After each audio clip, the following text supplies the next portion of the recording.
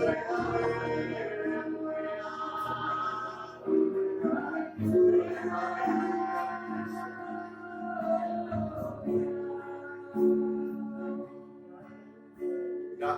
kerajaan-Mu, jadilah kehendak-Mu di bumi seperti di surga. Dikuduskanlah nama-Mu dalam kehidupan kami. Bapa, siang hari dalam ibadah raya kemenangan iman, disertai dengan perjamuan kudus, kami jemaat GSKY Tabora bersama dengan para pelayan-Mu Tuhan, kami sudah memuji dan memuliakan nama-Mu. Kami percaya setiap pujian, setiap penyembahan kami semua sudah menjadi mesbah dupa yang menyenangkan hati Bapa di surga.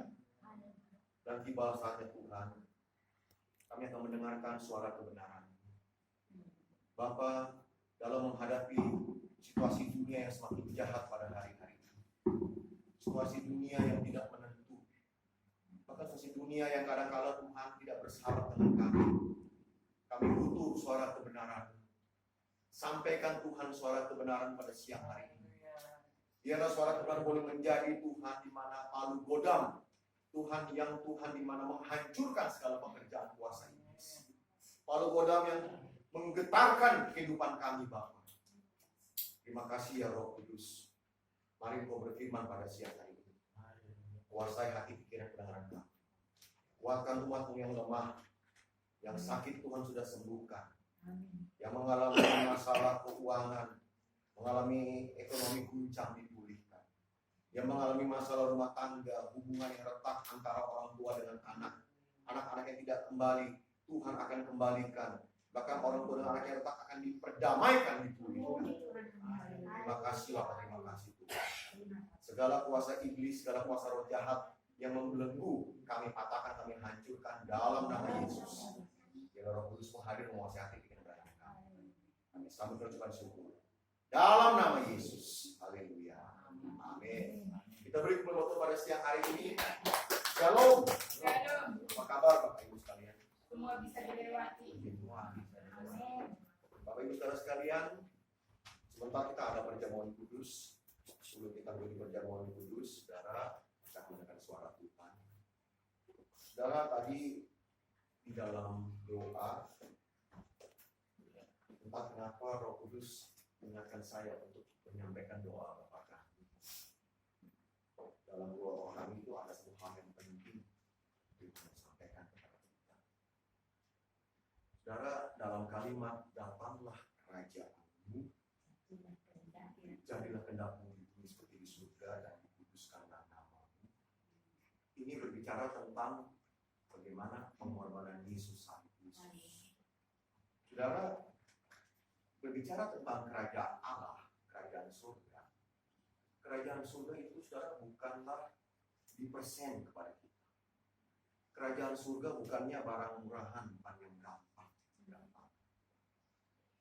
Untuk dapat masuk ke kerajaan surga, kita harus melewati proses salib, percaya kepada Yesus Kristus. Ketika kita percaya kepada Yesus, kita percaya pada karya terbesar, karya salib Yesus, dan setelah kita akan terjemahkan lewat perjamuan kudus di tempat ini, bersekutu melalui tubuh dan darah Tuhan, melalui roti dan anggur. Di sini, saudara, maka kita nggak mutlak langsung masuk surga. Ada gereja-gereja yang mengajarkan paham yang salah. Seolah kalau sudah percaya salib Yesus, kalau sudah percaya Yesus, pasti masuk surga. Karena untuk masuk kerajaan Allah, kita harus barter dengan Tuhan. Ngerti ya? Apa sih barter ya? Ya? Nah, pasti terjemahin sendiri itu barter apa. Ya. Di mana ada persyaratan, ada harga yang harus kita bayar untuk bisa masuk ke dalam kerajaan. Tahu bahwa harga itu adalah percaya pada Tuhan adalah sebuah kesempatan. Kesempatan untuk percaya, dan yang kedua adalah potensi.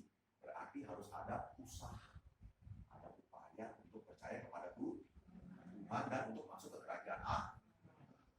Ketika bicara barter dengan Tuhan, maka mau nggak mau kita harus meninggalkan segala keinginan dunia, percintaan dengan dunia, segala kesenangan dunia dalam hidup kita. Barulah kita bisa menjadi orang percaya, orang Kristen yang bisa menemukan arti nilai kehidupan dengan benar di hadapan Tuhan sebagai persiapan kekekalan yang akan kita bahas pada siang. Saudara ngerti dengan pendahuluan ini? Ngerti? Haleluya. Jangan dipulang bilang itu pendeta Stanley omong opore. Aku sih orang ngerti, Re. Orang Surabaya ngomong gitu. Agak perlu Re-nya. Dan Re ayo Re ya. Dan lampun. Saudara, ada harga yang harus kita bayar. Ini yang kadang-kadang manusia salah paham. Supaya kita bisa menemukan arti nilai kehidupan yang benar di hadapan Tuhan. Sebagai persiapan untuk masuk ke kekekalan. Jadi saudara tidak mutlak orang yang sudah dibaptis, orang yang percaya salib Kristus, yang sudah menerima anugerah Tuhan, kalau dia tidak berupaya, dia tidak memiliki kesempatan untuk dimana meninggalkan dunia ini, karena kita punya potensi untuk berbuat dosa sebagai manusia. Sebagai manusia kita punya potensi untuk mencintai dunia loh. Oh Pak Pendeta, saya mencintai dunia. Ya cuma ngomong doang, kalau ke mall matanya hijau semua. Tapi di orang nggak ada. Apalagi kalau lihat makanan, semua dihajar semua. Hajar, sikat semua. Besok-besok asam urat naik. Tapi di sini nggak ada. Teman-teman saya, saudara di Naru tuh ya. Saudara umurnya di bawah saya. Saudara udah kena asam urat, rematik. Ya habis saudara semua dihajar, maaf saudara. B2, B3. Maaf saudara, RW dimakan. Untuk RT nggak dimakan sekali. Dihajar semua saudara. Belum mencapai umur 50 saudara, belum lagi 60 mungkin pakai tongkat ya. 70 mungkin kotil. Nggak sampai 70 mungkin mati. Orang udah mati, orang udah dipateni. Mati sudah. Kenapa? Karena dia nggak bisa kendalikan hidupnya, hawa nafsu. Besoknya kenapa Tuhan Yesus berkata, kamu tidak bisa mengabdi kepada dua tuan. Kamu tidak bisa mengabdi kepada Tuhan dan kepada Mammon. Artinya apa? Sini bicara tentang bagaimana ketika kita sebagai orang-orang yang sudah ditebus oleh karya salib Tuhan, kita punya kesempatan untuk masuk ke kerajaan Allah melalui potensi dalam hidup kita di mana untuk berubah ya. Potensi itu membawa kita untuk berubah, berarti ya. Untuk berubah, meninggalkan dunia, meninggalkan segala kebiasaan yang lama, itu kita nggak lakukan. Nah hal ini membuat kita celaka.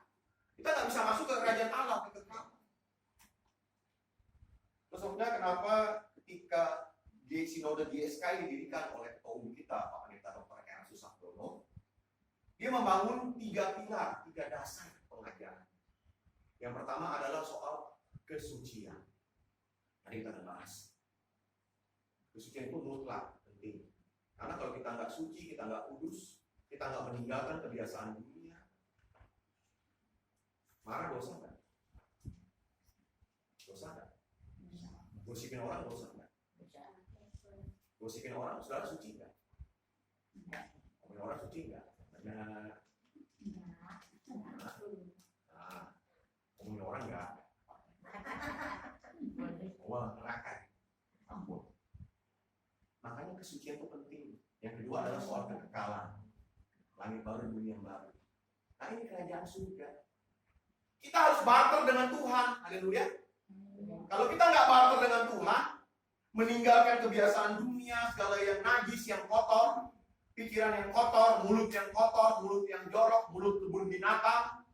Kalau kita nggak barter dengan Tuhan, tinggalkan semua itu, saya sanksi saudara bisa masuk surga. Kita mau masuk ke kekekalan pada siang hari ini. Amin. Lalu di karya salib Tuhan, saudara yang kita terima melalui Tuhan. Kita barter dengan Tuhan. Ya. Amin. Karena manusia itu ketika dia bertobat, saya bilang dia nggak punya potensi berbuat jahat. Kita sudah bertobat, kita bisa punya potensi berbuat jahat. Kalau kita nggak sungguh-sungguh dengan Tuhan. Haleluya. Amin. Kita nggak sungguh-sungguh punya berkomitmen hidup kudus dengan Tuhan. Dan yang ketiga, pilar dasar diberikan oleh ketua kita ayat ini sekali adalah tanggung jawab. Ini yang berat. Saudara sudah bertanggung jawab dengan Tuhan. Ayo jujur, amin. Ya, jujur, tanggung jawab dengan Tuhan udah. Dari jawab sendiri sudah. Hati-hati nggak tanggung jawab dengan Tuhan. Salah-salah saudara menghadapi takhta pengadilan Kristus yang kita bahas nanti sebentar. Itu saudara ditolak bisa. Ya, ada neraka. Ingat khotbah saya kemarin pada hari Rabu. Tuhan berkata, aku mengetok. Artinya apa? Aku memberikan peringatan. Waktuku sangat singkat. Aku segera datang. Dunia ini akan hancur, akan dimusnahkan. Melalui corona. Sudah berapa ribu yang mati? Di Indonesia mungkin sudah juta. Belum sampai jutaan. Di Amerika sudah puluhan juta yang mati. Meninggal dunia. Aku benar-benar mengetok pintu hati. Artinya apa? Tuhan ingatkan kita untuk kembali kepada bater yang semula. Jadi kita percaya kepada karya salib. Amin. Mengerti? Haleluya. Kita harus berubah. Karena itu mari kita akan baca di sini beberapa ayat dalam firman Allah, menjadi orang Kristen yang menemukan arti nilai kehidupan dengan benar di hadapan Tuhan. Bagi peserta berkata, mari kita baca yang pertama dalam Matius 5 ayat 30. Kita baca pelan-pelan ya. Jangan nanti dibilang itu pendeta Stanley itu kayak kereta api Jayabaya gitu. Cepat-cepat dan bilang kayak kereta api apa? Yang cepat tuh Anggo-Romo cepat ke Surabaya. Yang pertama kita baca Matius 5 ayat 30. Dan jika tanganmu yang kanan menyesatkan, penggalah dan buanglah. Karena lebih baik bagimu jika satu dari anggota tubuhmu binasa daripada tubuhmu dengan utuh masuk neraka. Yang kedua, 1 Petrus 1 ayat 16 sampai 17. Saya ulangi, surat Petrus yang pertama atau 1 Petrus pasal 1 ayat 16 sampai 17. Sebab ada tertulis, kuduslah kamu, sebab aku kudus. Dan jika kamu menyebutnya Bapa, yaitu Dia yang tanpa memandang muka, menghakimi semua orang menurut perbuatannya, maka hendaklah kamu hidup dalam ketakutan selama kamu menumpang di dunia. Mungkin setiap kita yang hadir secara pribadi punya kelemahan, punya kekurangan. Saya percaya kita pasti tahu dengan kekurangan kita. Maka selesaikan dan bereskan hal tersebut sekarang ini juga. Kecuali jika memang kita tidak mau berubah sama sekali. Mungkin ada kita yang malah merasa bangga dengan keadaan kita yang penuh dengan kekurangan, kesalahan, ketidaksempurnaan. Itu sebabnya Tuhan berkata dalam Matius 5 ayat 30, dan jika tanganmu yang kanan menyesatkan engkau, penggalah dan buanglah itu. Karena lebih baik bagimu jika satu dari anggota tubuhmu binasa daripada tubuhmu dengan utuh masuk neraka. Kata menyesatkan ditemukan dalam ini 2 kali dalam bahasa Yunani-nya menggunakan kata skandalon atau dari akar kata skandaleton yang berarti tongkat atau umpan ya. Tongkat umpan itu adalah tempat untuk meletakkan makanan. Umpan yang jika tersentuh menggerakkan pintu perangkap maka binatang itu akan mati. Jika terperangkap terjebak dia akan mati. Jadi kata skandalon berarti segala sesuatu yang menyebabkan manusia membinasakan dirinya sendiri. Skandalon adalah sesuatu yang membawa jalan hidup atau hari-hari hidup dan diri kita manusia kepada kehancuran dan kebinasaan kekal dalam api neraka yang kekal.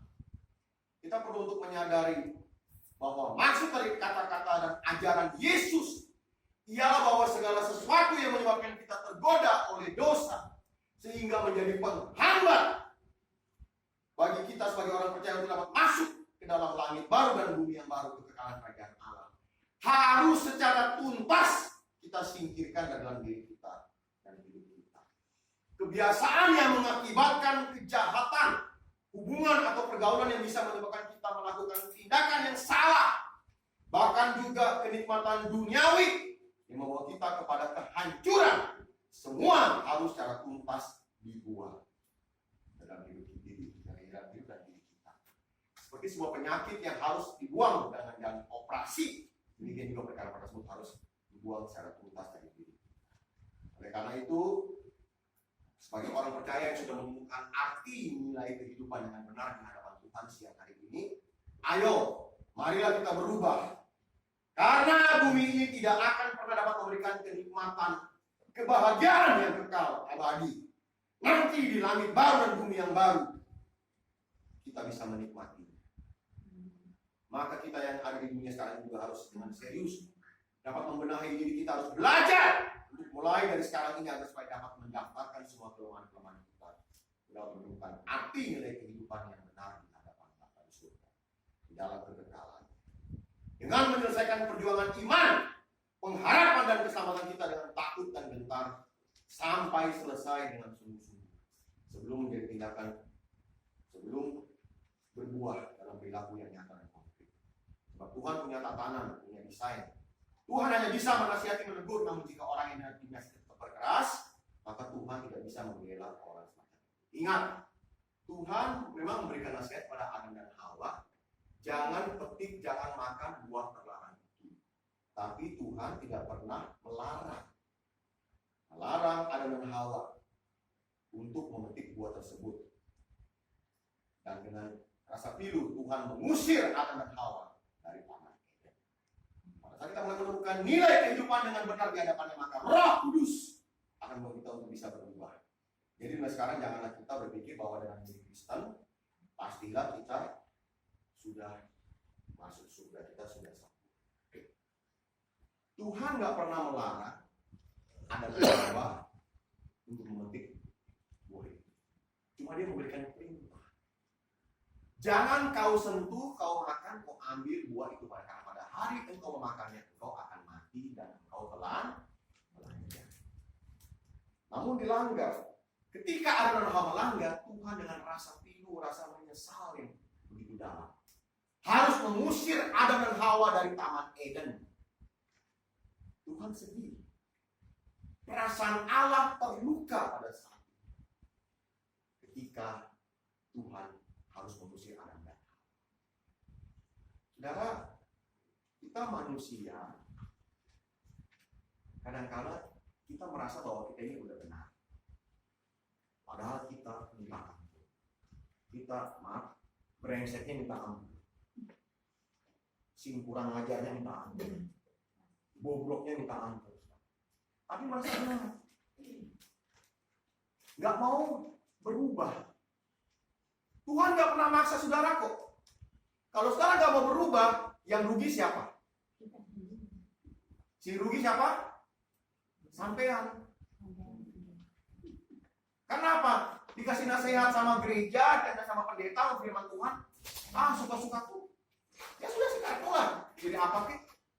Saudara, Tuhan gak pernah maksa saudara. Tapi Tuhan mengingatkan melalui firman pada siang hari ini. Jika anggota tubuh tangan kananmu menyesatkan atau tangan kirimu atau tubuhmu ada sakit, lebih baik dipenggal daripada engkau utuh masuk neraka. Ini kesalahan manusia pada umumnya. Saudara tahu nggak, ketika saudara jadi orang Kristen, saudara percaya pada karya salib Kristus di atas bukit Golgota Yesus salibkan, maka pada saat itu saudara masuk pada sebuah program kesempurnaan. Karena saudara harus sempurna sebagaimana Bapa sempurna adanya. Orang-orang yang nggak sempurna, ini orang-orang yang nggak mau meninggalkan keduniawian, nggak mau meninggalkan percintaan dunia, kebiasaan lamanya, tersinggung, ngambek, sedih ambek, marah, merasa paling benar sendiri, pembenaran diri, nggak tahu etika. Ini bahaya saudara. Orang-orang seperti ini belum sempurna, nggak akan pernah bisa sampai ke kerajaan. Saudara ngerti? Ngerti? Nah, Jadi kuncinya ada di mana? Di mana, Vicky? Tuhan nggak pernah paksa. Tuhan bilang, hei, kamu harus begini-begini. Tuhan itu bukan diktator. Kita bukan robot. Manusia kita kan dalam kondisi diberi kebebasan untuk memilih.